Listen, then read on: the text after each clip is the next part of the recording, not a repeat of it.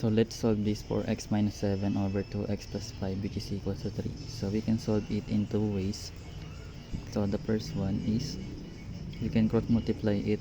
So we will be having 4x minus 7 equals 3 times 2x plus 5. Then after that, we can distribute it.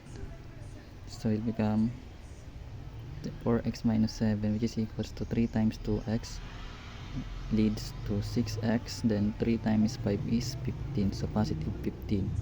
Then after that,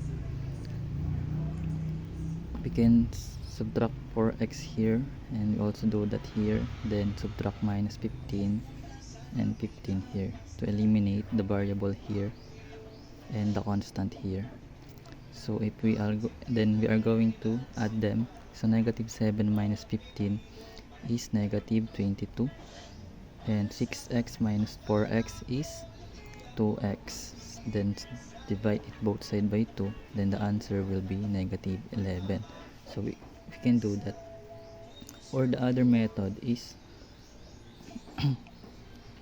we can use LCM, but also the answer will be the same. So we can multiply it both side by 2x plus 5, the LCM of the left and the right. So 2x plus 5, then 2x plus 5, then this will be cancelled out. Then the 4x minus 7 will be left, equals 3, then 2x plus 5. Then same process, we need to distribute 3. So it will become 6x plus 15. Then this will become 4x negative, then minus 15, then negative 4x minus 15 to eliminate the variables and constant. Then same process, this will become negative 22 and this will become 2x. Then divide both side by 2, then negative 11 is the answer for our x. Then to check if it is correct,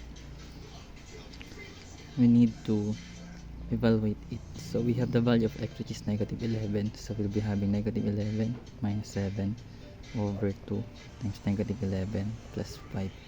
It should be equal to 3, or it must be equal to 3. So 4 times negative 11 is negative 44 minus 7. Then 2 times negative 11 is negative 22 plus 5, which is equals to 3.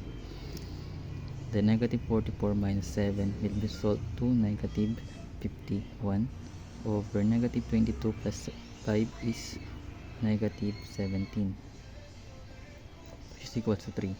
So if we are going to divide like terms, the result will be positive, so this will become positive. Then 51 divided 17 is 3, which is equals to 3. So the answer is correct. So to check that, 17 times 3, so 7 times 3 is 21, then 3 times 1 plus 2 is 5. So the answer is correct.